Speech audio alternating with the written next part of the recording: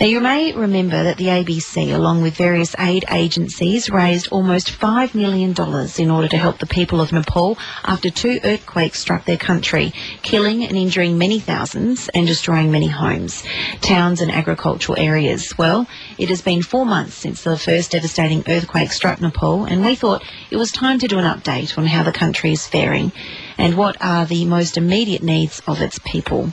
Adam Cathro is the spokesperson for Plan International Australia. Good morning, Adam. Good morning. Adam, you were in Nepal when one of the earthquakes struck, so can you tell us about that time? Yes, I was there with when the second one struck, which was about 7.4 magnitude, so a very powerful earthquake, first one I've ever experienced. It was a pretty shocking event. Even worse, obviously, for the people who live there who can't leave, unlike me. To go through 2 powerful earthquakes in about 2 weeks is a pretty life-changing experience. Pretty confronting, pretty difficult. A lot of houses that were barely standing as a result of the first one collapsed as a result of the second one. So it had a pretty huge impact. It has a very large impact psychologically, as you can imagine. If there's one and then there's 2, you start to wonder when the third one might be. And that's particularly tough for children as well. It's difficult to explain to children that they're safe when they've already experienced 2 earthquakes and they're living outdoors. Can you just describe the moment that second earthquake struck? Where were you at that moment? I was in my office. I was in a country office in Kathmandu. I was sitting at my desk working, and it sort of felt a little bit like a car had come to a sudden halt, like it slammed on the brakes, as if my chair had suddenly had gone forward very quickly, had been thrown forward, and there'd been many aftershocks. I'd been there for about a week by that stage. There'd been many aftershocks, but they hadn't been quite like this. It was a very sudden jolt. We have an aftershock alarm in that office, which suddenly went off, but we already knew what was going on. We turned around, and we're already bolting for the door, many of us, and the ground was just swaying very violently, and it kept doing that for about 30 seconds. It's very difficult to describe. It's a little bit like being on a ship in a very heavy storm, but you're standing on what's supposed to be firm ground. So it's quite sort of confronting and confusing, actually. So when you actually arrived in Nepal, so when the second, so I'm just trying to picture the scene here. So when you arrived in Nepal, there's already devastation. So when absolutely, yeah. So when that second earthquake hit, that undo a lot of the work that had gone into the recovery process? It not so much undid it, but slowed it down very quickly, because it was still a very early stage when that earthquake hit. So we weren't in the recovery stage, we weren't rebuilding buildings at that stage. So what happened is that it closed a lot of roads, for example, that were already very shaky. It closed a lot of roads that we were using to deliver aid. It caused landslides in some parts of Nepal, which slowed down the delivery of aid. And there were many areas that we hadn't got to, that aid agencies like ours hadn't got to, and it just slowed all of that down and made it much harder to get to places that we needed to get to. So, yeah, I wouldn't say it undid the work, but it really did slow things down, and it made things extremely complicated and just much more difficult than it already was. When you arrived in Nepal, what were conditions like? Pretty bad. I mean, my first sort of experience was just driving from the airport to our country office, and I saw quite a lot of damage. Obviously, a lot of buildings flattened, but not everyone. Kathmandu's not. Parts of it are on the modern side, so there were lots of buildings still standing, but every now and again you'd go past a block and see one completely destroyed. But within a couple of days I went out to an area called Sindulpulchuk, which is one of the worst affected areas. It's about 2 hours north of Kathmandu, and there I just witnessed just complete destruction. Just town after town after town that was just completely flattened. Often with maybe just one building standing or 2 buildings standing, and even then the facade had come off, and these buildings were unsafe to go into, and I just heard that the second earthquake brought those buildings down as well. Just rubble, just completely flattened. The damage is, I mean, I've been in disasters before, but it was quite shocking. Quite confronting, I can imagine. Now, it was, yeah. Well, so what was the emergency in that moment? What's the first thing an aid group does?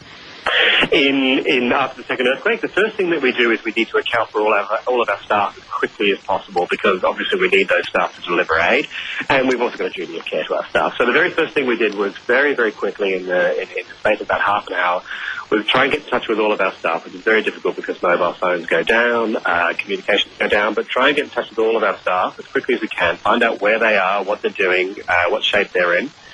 We were able to establish pretty quickly that nobody was hurt, that no one worked for us was hurt. So the next thing we need to do is we need to work out what has changed. Has there been an area that was was maybe not quite so badly affected now before, that is now very badly affected? And that happened. So we need to reconfigure our aid deliveries quite quickly. So that's what we did. I mean, it was a pretty solid 24. No one got any sleep for about 24 hours after the second earthquake. We were just changing our plans, moving our plans, coping with roads that had just opened that were now closed, trying to find roads that were closed that are now open, and just generally just trying to get back on our feet as quickly as possible. I'm speaking with Adam Cathro from Plan International Australia about the recovery process for Nepal after the earthquake. So it is 4 months on now, Adam. So is the country rebuilding? The country is rebuilding, but it's already one of the poorest countries in the world, one of the least developed countries in the world. So it's one of the least able to handle a major disaster like this, let alone two in 2 weeks. So we're still really, really concerned. It's really early days. 4 months after a disaster is almost a blink of an eye. We're concerned at the moment particularly about food and nutrition, particularly for children, because nearly half of about 500,000 homes that had collapsed. And lots and lots of them, about half of them had stored grains and seeds and other crucial food, which was lost. So we now are aware that there's about 10,000 children that have been identified as acutely malnourished, and many more that are in danger of this, and particularly newborns and children under 5. We've got issues where mothers who previously would have stayed at home looked after the children, and they don't have enough to eat now, so they're creating less breast milk, so they're less able to feed infants. And they're less able to satisfy their children's needs because they have to go out and work on the crops to make up for the food that's been lost. So we are quite concerned about this at the moment. Your Plan International has food packs they've created, and you've distributed over 40,000 packs already, I believe. That's right. Yeah, that's amazing. So what's in those food packs? Okay, so you get about 20 kilos of rice, you get 3 kilos of pulses or grains, you get oil, you get salt, you get sugar, and a little bit of spices. So it's enough to feed a family of 5 for about a week, which is great, but obviously they need to keep on coming, which is why we need continued support from the Australian public to keep the food coming. At the same time, we are conducting lots and lots of parental groups where we help mums and dads find new ways of coping with perhaps using the food that they do have instead of relying on the food that they used to have that's no longer there, so that we can help parents look after their children in quite difficult times. It's such a tragedy, isn't it? It's very, very sad to hear these people suffering. So we heard of the death toll back then, but I guess that has increased over time if you're talking about malnutrition. Well, yeah, I'm not sure about that. It's about there's nearly 9,000 killed. I don't have any numbers on how many have been killed by malnutrition. I don't think we've quite got to that stage yet, but we're very worried that we will do. It's a very difficult thing to track, in a country where, for example, birth registration is an issue, so we often don't know about the children that do exist, which is also another challenging issue that we need to get our heads around. I don't think we're quite at that stage yet where we're having sort of mass losses as a result of malnutrition, but that could be around the corner, and we need to do something about that right now before it happens. So will food and aid agencies remain in Nepal for many months to come? They'll remain there for many years to come, I would say. I mean, most agencies, like our own, have been there for a long time. Plan's been there for about 30 years. So we were never going to leave anyway. I mean, it's a country it's in need of development, so we're a development agency, so agencies like ours were not going. But we are going to be in a recovery mode from the disaster for, I would say, probably at least a couple of years, and maybe as many as 5 years, because these things take a long time to recover from.